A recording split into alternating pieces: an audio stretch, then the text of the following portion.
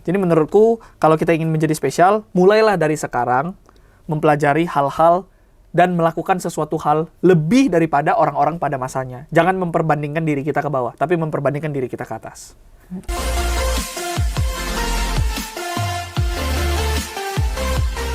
Halo semuanya, selamat datang di Semanta Podcast, SMA Santa Maria Podcast. Kali ini kita kedatangan tamu istimewa yang sudah beberapa tahun menjadi alumni di SMA Santa Maria, yaitu namanya Stepandi Dirgahayu. Nah, untuk lebih kenal lebih dekat sama Stepandi, biar kita langsung aja kita ngobrol-ngobrol langsung sama Stepandi. Halo, Stepandi, apa kabar? Baik, luar biasa. Luar biasa. Oke, semangat ya. Iya.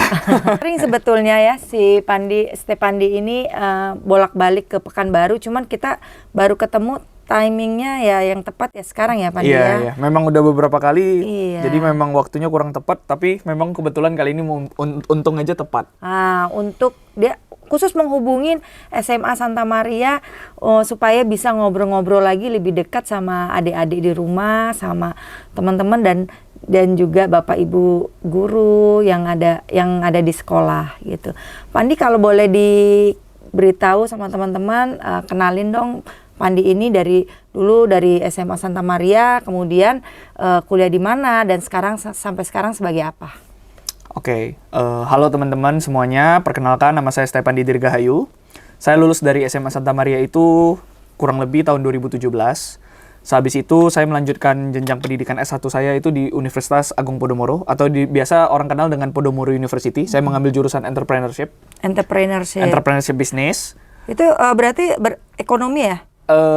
Iya, tapi lebih ke bisnisnya. Lebih ke entrepreneur itu kayak kewirausahaan, kayak gimana caranya kita building a business, manage a new business, bukan hanya tentang manajemen. Core study-nya tapi ekonomi atau apa? Major study-nya tuh? Major study-nya itu bisnis. Kita lebih ke pendalaman inovasi tentang apa sih tren-tren sekarang, terus pendalaman inovasi tentang mindset-nya kita, gimana sih caranya kita memulai karir kita sebagai wirausahawan. Terus aku juga dulu aku juga ada mengambil pendalaman ilmu pasar modal di Schieti Institute. Kalau misalnya teman-teman tahu itu by Astronaci International. Iya, Master Gema. Ya, Master Gema.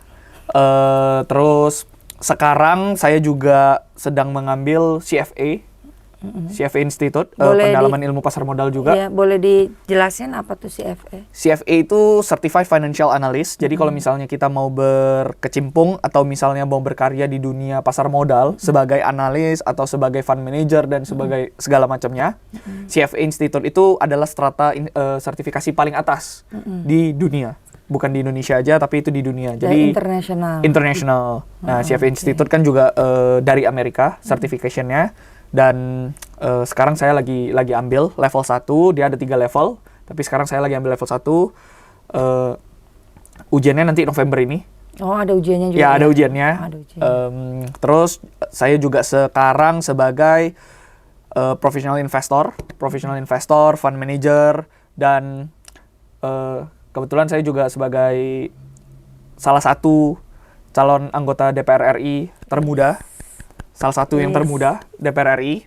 Pandi tadi kan cerita kalau Pandi itu kan lulus berarti tahun berapa itu Pandi ya? Berarti sekarang setelah lulus itu kegiatan yang memang Pandi yang betul-betul lakonin itu sebagai apa? Misalnya kan gini loh, oke lah kita bicara Pandi ini adalah seorang entrepreneur ya. Kalau entrepreneur kan dia bukan istilahnya bukan pegawai corporate, dia nggak bekerja di salah satu instansi gitu, atau bahkan Pandi ini mungkin malah punya perusahaan sendiri gitu. Nah, Pandi ini setelah lulus kuliah itu kerja di mana? Pernah nggak kerja di satu instansi atau di perusahaan apa begitu? Pernah. Aku kan juga pernah. Aku juga pernah di Astronaci International juga bekerja sebagai posisi analis. Terus aku juga pernah ada magang di PT Sumatera Dinamika Utama yang anak usahanya bergerak di bidang kertas. Ya, di bidang kertas. Terus aku juga Jadi sebenarnya aku banyak, Mem. Kalau misalnya mau tanya pengalaman aku dari kuliah dan habis lulus kuliah, sebenarnya banyak. Aku bahkan sudah mulai bekerja dari semenjak aku sudah masuk kuliah, aku sudah mulai bekerja. Waktu kuliah aku bekerja sebagai wedding organizer. Wedding organizer, tapi aku posisinya sudah kapten. Terus habis itu aku di Astronauts International tadi yang aku ngomong. Sebenarnya di Sumatera Dinamika Utama ini dulu, baru di Astronauts International. Habis itu aku Tapi itu masih kuliah waktu kerja itu? Masih. Jadi habis lulus kuliah itu aku di tempat yang sekarang ada namanya private company. Nama PT-nya sebenarnya nggak boleh disebut, tapi ada private company. Kerjaan aku di sana itu sebagai analis sekaligus sebagai inilah orang yang menghandle tentang IPO dan segala macamnya. Gitu. Karena kan kalau dalam mindsetnya teman-teman di rumah nih atau adik-adik atau semua orang lah, kalau udah lulus kuliah itu kerja di kantor 8 to 5 gitu. Oke. Pagi-pagi pulang sore. Kalau misalnya di aku prinsipnya itu setiap hari dan setiap waktu adalah waktu untuk kita bisa melakukan hal-hal yang produktif. Misalnya aku sekarang jam masuk aku kan agak-agak fleksibel. Misalnya aku masuk itu sekarang aku masuk jam 10. Pulangnya itu ya jam 5, jam 6 dan segala macamnya. Tapi aku di pagi hari aku selalu bangun jam 6. Habis itu aku setelah selesai kerja itu aku selalu tidur itu lewat dari jam 12. Apa hal-hal yang aku lakukan? Aku banyak baca buku sekarang. Terus aku juga lagi bikin bisnis bareng temanku. Temanku ada yang ngajak aku bikin bisnis juga, bikin bisnis wedding organizer. Namanya Stories Organizer. Kita baru mau publish dan kita baru mau opening Di Jakarta. Di Jakarta. Kita mulainya di Jakarta dulu, tapi kita memang target kita pasti mau nasional nantinya. Seperti itu, Mem. Jadi menurut aku ya kita kalau misalnya kerja 8 to 5 ya hasil kita juga 8 to 5. Kita nggak bisa lebih. Tapi sebenarnya sebenarnya yang dicari-cari orang sekarang tuh bukan pekerjaan yang monoton seperti itu ya. Yes. Justru kerjaan yang orang nggak ngapa-ngapain tapi kok liburan terus, uangnya banyak apa. Sekarang kan lebih banyak orang yang remote gitu ya. Kerja banyak. Bisa di mana aja atau bisa juga di Bali padahal dia kerja. Tidur di hotel, kerja di hotel. Tapi dia sambil di depannya laptop. Kan banyak kerjaan kayak gitu kan. Sekarang Pandi ini kan dulu waktu masih SMA nih, teman-teman di rumah. Dulu nih termasuk yang agak lumayan sering dicari sama Bapak Ibu guru loh. Misalnya masuk kelas, mulai pelajaran, dia absen hadir tuh ada, tapi nanti berapa menit kemudian permisi izin keluar kelas. Nanti harus dipanggil dulu, dihalo-halo, baru pakai speaker, baru balik begitu. Nah tapi sekarang Pandi ini kayak terlahir baru gitu. Pandi yang dulu sama sekarang tuh betul-betul Christine lihat tuh sangat beda dengan bukan karena masalah bajunya, bukan masalah packagingnya kamu sekarang, tapi memang cara bicara kamu, perspektif kamu itu juga berbeda. Itu boleh nggak diceritain sama teman-teman? Apa sih turning point-nya yang membuat kamu jadi bisa seperti sekarang ini gitu? Oke. Sebenarnya paling pertama aku tidak percaya orang berubah. Pasti ada bibit dari dulu memang kita tuh memang eager kita memang kuat untuk mencapai sesuatu. Dan aku memang jujur aku eagerku dulu memang lumayan kuat, Mem. Setelah aku lulus sekolah, memang banyak hal yang aku alamin. Pertama, waktu kuliah ya? Setelah dari lulus sekolah dulu. Jadi aku Langsung? langsung kuliah itu nggak langsung. Jadi banyak hal yang aku alamin dulu, Mem. Jadi dulu pertama kan Emang papaku. ada gap year-nya kamu? Aku tidak ada gap year, tapi di dalam waktu itu sangat banyak yang aku alamin. Jadi pertama waktu aku lulus kuliah, mungkin teman-teman seangkatanku juga sudah pada tahu, aku pernah tes Akpol, Tahu, tes Christine akademi juga tahu. kepolisian, dan aku jujur itu adalah sesuatu yang baru ya. Jadi aku memang suka sesuatu hal yang memang menantang dan baru. Jadi waktu itu aku tes Akpol, kebetulan tes psikotes aku termasuk top tertinggi lah, termasuk salah satu yang tertinggi lah dari seluruh calon-calon yang memang tes psikotes pada saat itu. Nah jadi dari tes Akpol aku kan nggak lulus. Nah setelah aku nggak lulus itu aku kan mulai tuh kayak gelisah, mulai Kamu tesnya kayak di Jakarta? aku tes di Riau. Di Riau. Di Riau. Aku tes di Riau, terus aku sampai udah di tahap-tahap akhir lah aku nggak lulusnya. Nah, setelah aku nggak lulus, aku banyak banget dapat pelajaran. Kan aku jadinya gelisah cari, ya namanya anak kuliah kan kalau misalnya belum ada sesuatu hal yang pasti kita jadi gelisah kan. Wah, kuliah di mana nih dan segala macam bla bla bla. Nah, makanya waktu saat itu aku itu sempat mau sekolah ke Jerman. Aku sempat mau sekolah ke Jerman. Papa bilang kan ada teman dia lulusan Jerman, temannya mau bantu. Makanya aku sempat penyetaran bahasa Jerman dulu di Jakarta di Goethe Institut. Sampai levelnya itu A2. Kalau di bahasa Jerman tuh A2 itu A2. Nah, udah sampai level A2. Nah, setelah aku bahasa Jerman ini, aku semakin gelisah. Aku merasa kayak ada sesuatu hal yang nggak cocok sama aku. Nggak gue banget nih. Ya, gitu. Nah jadi aku merasa kayak, waduh, kalau sampai aku salah ambil step, makanya ini menurutku ini sangat-sangat penting, Mem. Pilih kuliah itu adalah sesuatu hal yang sangat-sangat penting. Yang akhirnya aku sangat-sangat bersyukur aku masuk ke kuliah yang satu ini. Jadi singkat cerita, aku tidak jadi ke Jerman, terus aku sempat, pokoknya aku udah sampai hampir tidak kuliah. Aku sampai hampir gap year. Terus aku waktu itu ngomong sama papaku, aku bilang, "Pa, ini gimana?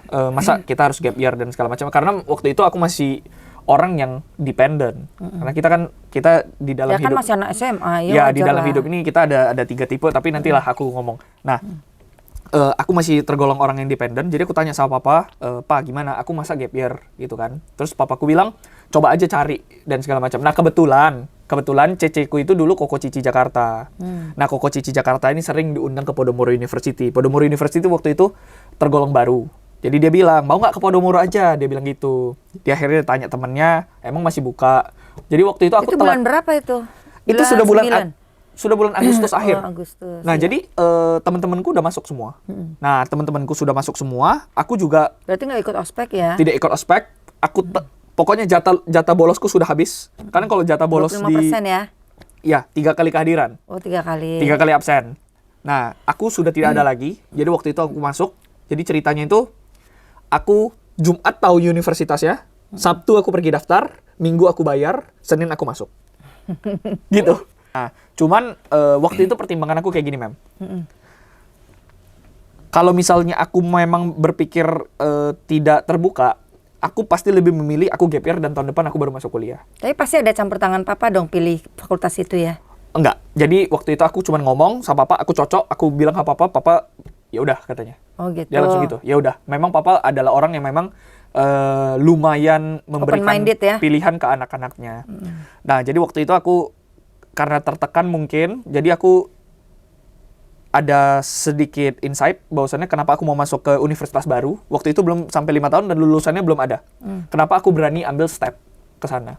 Karena aku percaya berlian dimanapun akan tetap jadi berlian. Betul. Kita tidak peduli sebenarnya mau lulusan itu jadi, ada yang jadi presiden, ada yang itu. Tapi kalau kita tidak bisa mengikuti ya semuanya sama aja. Iya. Jadi menurut aku ya udah, karena aku orang yang seperti itu, aku bilang sama ceceku waktu itu, ya udah, aku mau dimanapun aku berani jamin aku bakal tetap jadi ya lumayan bisa diperhitungkan lah. Jadi waktu itu aku masuk kuliah itu karena ada unsur ya kampus baru, mereka mau cetak lulusannya pun lebih intens pasti. Betul, dan mereka mau mengajar itu lebih. Dan pasti mereka akan banyak memberikan privilege sama mahasiswa yang baru dong, misalnya kayak beasiswa atau apa. Biasanya seperti itu ya kan. Nah, jadi disitulah turning point-nya kamu. Akhirnya kamu masuk situ dan kamu suka dan oh ini memang aku banget ini. Jadi sebenarnya Mem, kalau menurut aku ada 4 hal yang harus kita garis bawahi. 4 hal ini yang menurutku, dan aku baru sadar ini sekarang, tapi aku memiliki 4 hal ini dari dulu. Anyway ya teman-teman di rumah ya, Pandi ini dulu waktu masih kuliah dia adalah presiden BEM. Yes, aku presiden BEM. Memang dia ini dari dulu eagernya tuh memang udah pemimpin, pengen jadi pemimpin. Satu, dari dulu pengen masuk Akabri, terus kemudian dia juga di dulu kalau nggak salah kamu ketua pensi di kelas 1 gimana ya? Iya, ketua pensi di kelas. Ya kan? Aku juga pernah jadi OSIS. Kan? Aku juga pernah jadi OSIS. Tapi waktu itu aku jadi OSIS karena aku memang SMA. Karena pengen keluar banyak event, jadi supaya itu kan. Karena SMA aku itu adalah orang yang bandel dan aku tidak dipercaya. Mungkin itu memang biasa ya. Kalau misalnya kita bukan itu kan menurut kamu, tapi sekarang ya, berubah loh. Mungkin itu menurut aku. Justru sekarang tuh kita memberi kesempatan sama adik-adik kelasmu yang memang ada seperti kamu, kita kasih, mereka kayaknya memang butuh diberikan kepercayaan. Memang gitu. menurut aku bagus. Anak muda itu perlu dikasih kepercayaan. Karena kita tidak pernah tahu apa potensi yang ada di dalam anak muda. Iya. Karena aku merasakan itu. Jadi dulu itu karena aku mungkin adalah siswa yang lumayan tergolong bandel, sering bolos dan segala macam. Aku pun masuk OSIS. Ini yang kurasakan dulu ya. Aku masuk OSIS itu, jadi aku ngerasa kayak, oh, aku cuman sebagai pelengkap doang. Ide-ideku tuh tidak diperhitungkan di dalam OSIS. Nah, Mungkin kamu yang minor ini departemen gitu ya? Yes, aku cuman jadi divisi dokumentasi kalau nggak salah dulu. Nah, padahal aku merasa aku bisa jauh lebih daripada itu. Nah, tapi nggak apa-apa. Memang ketika kita mau prove something, memang it takes time kalau menurut aku. Jadi, hanya ada 4 hal yang aku punya dulu. Ini menurutku adalah 4 hal paling penting, Mem. Kenapa yang bisa mengubah hidupku bisa jadi kayak sekarang. Menurutku hanya ada 4 hal. Yang paling pertama itu adalah semua itu segala macam itu mulai dari pikiran. Ya kalau misalnya Mem tahu, Mindset ya? yes, Mindset aku dulu. dulu itu sering membayangkan something. Aku sering membayangkan something. Oke, nanti kalau misalnya kayak gini itu gimana? Nanti kalau misalnya gini itu gimana? Itu yang namanya Visioner. Yes, aku ya lumayan visioner lah orangnya. Nah, itu yang pertama. Yang kedua adalah keinginan yang menggebu-gebu. Oke. Mem, kalau misalnya lihat aku dulu, aku adalah seseorang yang kalau aku ingin something dan aku ingin achieve something, aku sangat-sangat bersemangat. Sampai sekarang juga mungkin aura semangatku masih terpancar kali. Ya iyalah, kalau nggak bisa jadi manajer fund seperti ini. Yes, jadi kalau misalnya waktu aku kuliah dulu, teman-temanku tuh pada bilang, ketika aku berbicara, orang-orang itu bakal pay attention. Karena apa? Karena aku memang semangat ketika aku berbicara tentang something. Jadi memang aku punya semangat yang menggebu-gebu dari dulu. Tapi aku tidak sadar itu. Sekarang aku baru sadar, oh ternyata memang aku dulu punya ini. Semangat yang menggebu-gebu. Tapi biasanya kita nggak bisa nilai diri kita, orang lain yang melihat kita. Yes. Nah, karena orang lain feedback terus, ya akhirnya kan karena aku baca buku, oh jadi aku sadar, oh ternyata memang aku dulu punya ini gitu. Jadi guys, baca buku itu sangat penting. Sangat penting. Jadi banyak orang bilang kita tuh harus bijak belajar dari kesalahan orang lain. Gimana caranya kita bisa belajar dari kesalahan orang lain kalau kita tidak baca buku? Artinya kita baca buku, kita bisa belajar dari 1.000, 100.000 orang, atau misalnya berapa juta orang yang ada di dunia Tapi ini. ngomong-ngomong tentang kesalahan, sebetulnya membuat kesalahan itu adalah hal penting loh. Yes, ya kan? yes. Mandi. Itu part of the journey kalau Iya. menurutku. Terus yang ketiga, aku yakin terhadap diri sendiri.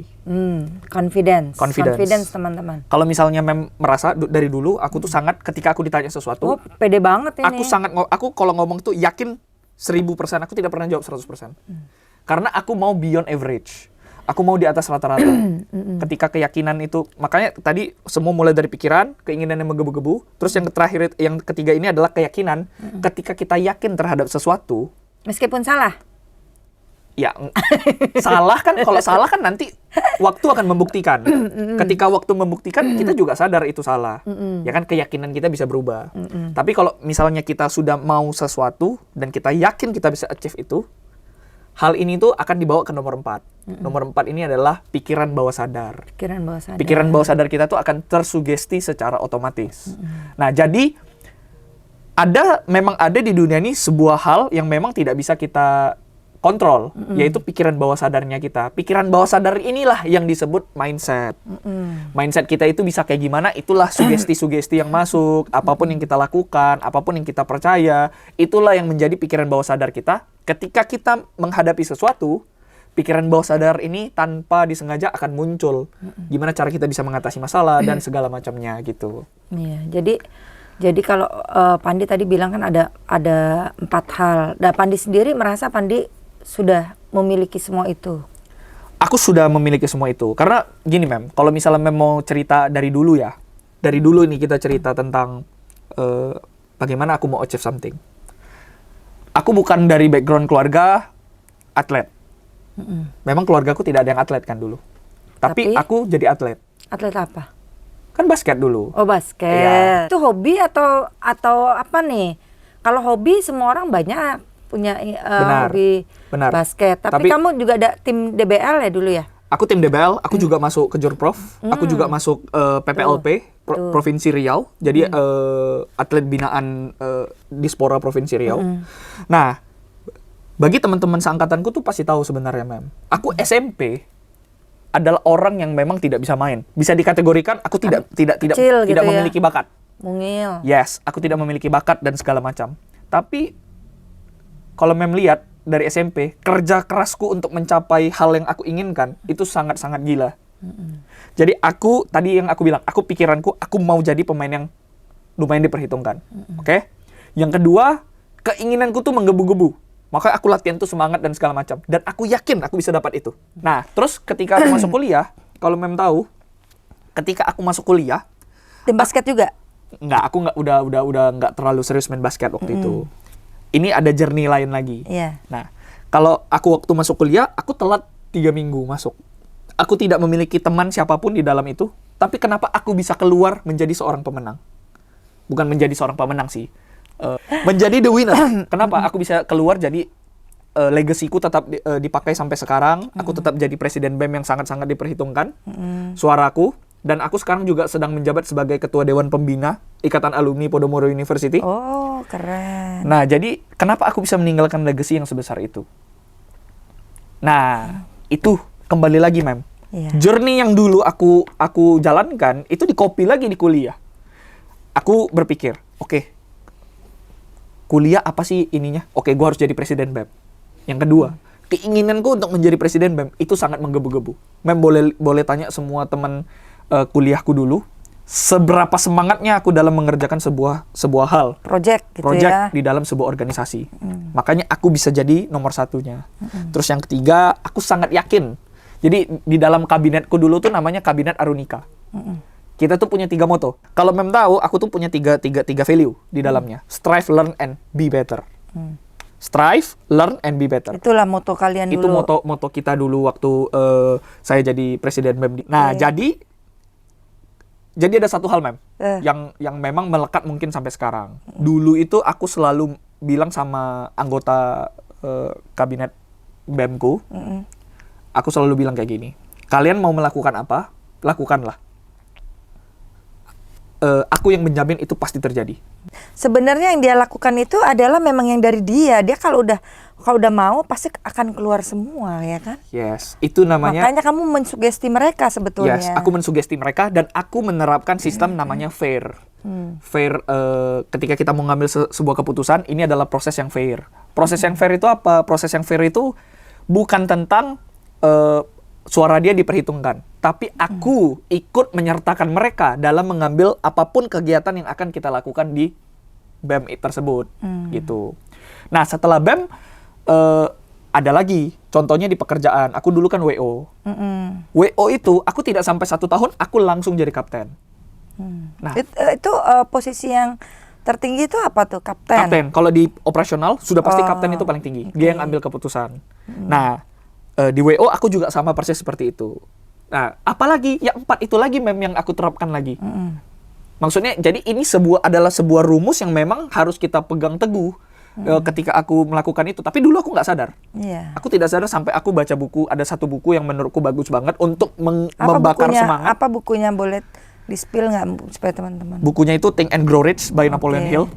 Jadi kalau kita baca Think and Grow Rich by Napoleon Hill ini, semangat kita tuh akan dibakar-bakar habis-habisan.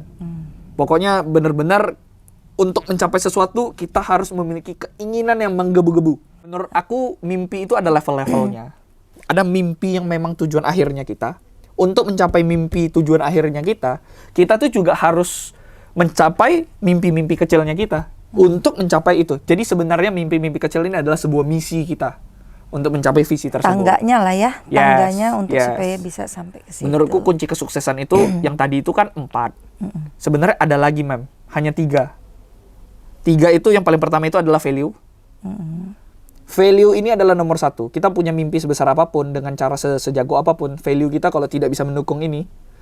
Value itu yang ada di dalam diri kita ya. Misalnya kayak attitude kita gitu ya. Kita percuma kalau pintar tapi nggak ada attitude-nya. Yes, makanya itu inside out namanya. Kita harus mulai dari dalam diri kita, baru kita ke outside. Menurut Pandi ya, kuliah itu penting atau enggak? Kuliah itu sangat penting menurut Sangat aku. penting Sangat ya. penting. Karena bukan kuliah itu bukan untuk mencari ilmu pengetahuan aja ya, tapi Yes. merubah mindset kita ya, Yes. merubah pola pikir. Yes, koneksi juga. Ya. Kalau enggak, kita mau cari teman di networking, mana? Iya, dari networking itulah. Makanya pernah dulu ada baca buku ya, lupa judulnya apa. Yang paling penting itu memang networking ini, circle kamu itu. Yang perlu kamu itu adalah circle kamu. Satu, ya itu satu pemimpinmu pasti. Yes. Kalau kamu dengan pemimpin itu baik hubungannya, otomatis dia akan percaya sama kamu. Kamu Yes. setuju itu ya? Yeah. Nah, terus kedua, networking kamu, pertemanan kamu. Tentu kalau kamu mau punya bisnis, tentu kan kamu butuh rekanan yang, misalnya kafe gitu ya. Nah, itu kan dari mulut ke mulut. Temen kamu bisa ceritain itu ya kan. Yes. Terus ya ketiga ya customer kamu lah. Yes. Gitu. Itu yang harus dijaga ya, Yes. hubungan itu ya. Jadi menurutku untuk mencapai sesuatu itu value paling penting. Value. Value itu yang paling penting. Karena kita mau, tadi aku bilang, mimpi kita sebesar apa, misi kita sejago apa, kalau value-nya tidak bisa mendukung, ini tidak akan pernah bisa tercapai. Value itulah yang tadi aku bilang, value itu salah satunya, ya 4 yang tadi itu. Kita punya sesuatu hal, ada yang bisa kita pikirkan, kita punya keinginan, kita punya keyakinan, baru sugesti pribadi. Sebenarnya masih ada poin-poinnya lagi. Cuman 4 inilah menurutku yang paling penting.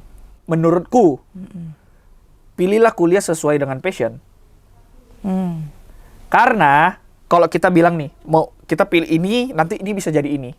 Siapa bilang ketika dia pilih passionnya tidak bisa jadi apa-apa? Banyak kok orang-orang di dunia ini yang memang dari berbagai jurusan jadi ini. Pak Jokowi aja kehutanan bisa jadi presiden. Bukan politik. Tapi dulu tukang kayu sih dia kan. Tukang kayu. Tukang kayu, sorry. Maaf Pak Jokowi. Ya nggak apa-apa. Pak Jokowi kan juga sering ngomong kayak gitu. Ya nggak apa-apa. Maksudnya itu adalah sesuatu hal yang harus dibanggakan. Dulu dia tukang kayu, sekarang dia jadi presiden. Jadi mau apapun yang kita ambil, itu belum tentu menentukan masa depan kita seperti apa. Oke, makanya itulah didapat dari kuliah ya, manajerial, leadership. Ya itulah yang kita belajar. Beda, level kuliah itu sangat-sangat berbeda dengan level-level SMA menurutku. Nah, makanya tadi aku bilang value itu nomor 1. Kalau kita orangnya bervalue, ya kan? Kita ngomong apa sama orang tua tentu bakal percaya. Kalau dia belum percaya, tandanya ada sesuatu hal yang kurang, yang membuat dia jadi kurang percaya. Jadi apa yang harus kita lakukan? Ya kita harus membuat dia lebih percaya lagi. Terus kalau Pandi sendiri nih sekarang yang paling kamu ini kan terjun ke politik juga nih. Yes. Tapi kan kamu sendiri kan juga tadi kamu bilang kan adalah profesional investor ya. Yes. Terus kamu sendiri sebenarnya lebih cenderung kamu pilih yang kemana nih? Sebagai kamu memang profesional investor atau kamu, karena kan gini, kalau yang namanya udah jadi wakil rakyat nantinya Pandia, kamu harus profesional juga kamu. Tapi memang kamu betul-betul harus mencurahkan kalau bisa ya 24 hour a day kamu untuk rakyat kan gitu. Jadi yang inimu bagaimana nih? Yang pekerjaan profesionalmu bagaimana? Oke. Jadi gini, di dalam perusahaan makanya ini kita punya mimpi yang besar. Ketika kita punya mimpi yang besar, kita ada hal-hal yang memang kita bakal bentuk dan secepatnya akan kita bentuk.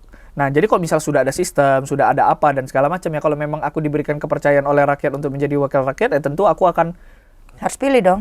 Kita harus pilih kan. Nah, tentu perusahaan ini kan juga bisa dikerjakan sama partner, juga bisa maksudnya aku kayak tidak full time di sini. Ketika ada rapat-rapat penting aja aku misalnya datang, terus kayak yang lainnya itu kan kita buat sistem. Itulah namanya jam tangan. Oke Pandi, kita kayaknya udah sampai di penghujung podcast kita nih. Oke. Kira-kira ada nggak pesan-pesan untuk adik-adik di rumah, di sekolah? Kira-kira gimana ya supaya mereka itu punya pandangan yang lebih bagus lagi untuk masa depan mereka ke depannya? Oke. Seperti yang aku bilang dari tadi, Ma'am, sebenarnya pesanku hanya satu. Kita tidak ada yang terlahir spesial. Untuk kita mau menjadi spesial, kita harus berusaha untuk mencapai kita tuh untuk menjadi spesial. Jadi menurutku, kalau kita ingin menjadi spesial, mulailah dari sekarang mempelajari hal-hal dan melakukan sesuatu hal lebih daripada orang-orang pada masanya. Jangan memperbandingkan diri kita ke bawah, tapi memperbandingkan diri kita ke atas. Oke, berarti harus dimulai dari diri sendiri ya. Yes, semua itu kuncinya di semuanya diri sendiri. Di diri sendiri ya. Jadi kalau kata orang tua begini, tapi kalau si anak nggak bisa melakukannya ya susah ya. Ya. Harus kamu sendiri yang menentukan nasib kamu ya. Yes. Oke deh Pandi, kalau gitu terima kasih banyak. Siap, terima udah kasih. jauh-jauh datang dari Jakarta. Abis ini mau kemana lagi, ke luar kota lagi? Besok aku ke Medan, habis dalam itu rangka? mungkin acara pribadi sama Pribadi, orang tua. Cuman mungkin nanti minggu depan aku udah balik ke Jakarta. Pandi ini banyak diundang ke acara untuk jadi pembicara teman-teman di talk show, di seminar dan sebagainya. Lebih spesifik ke bidang keuangan ya. Bidang keuangan, tentang motivasi juga pernah. Motivator jadinya ini. Enggak lah, kita hanya bisa mentransfer energi kita untuk membuat orang lain lebih semangat aja untuk melakukan Ya, sesuatu. tapi itulah kamu menjadi hidupmu lebih berarti ketika kamu berguna bagi orang lain. Yes. Betul kan? Bener, itu bener banget. Kita harus berguna bagi orang lain. Iya, itulah jadi dari situ hormon endorfin muncul, jadi tetap awet muda. Iya. Semoga ya. Amin. Kan umurku juga masih muda, jadi belum kelihatan. Iya. Oke deh kalau gitu teman-teman, terima kasih banyak udah stay tune sama kami dari tadi. Kalau mau kontak dengan Pandi, nanti kita taruh di deskripsi sosial medianya, Instagram dan segala macam. Boleh. Nanti kalau di follow, di fallback ya kok, nanti gitu ya. Siap. Oke, gitu aja Pandi ya. Ya, Terima oke, kasih terima kasih, banyak. Ma'am. Terima kasih. Selamat siang.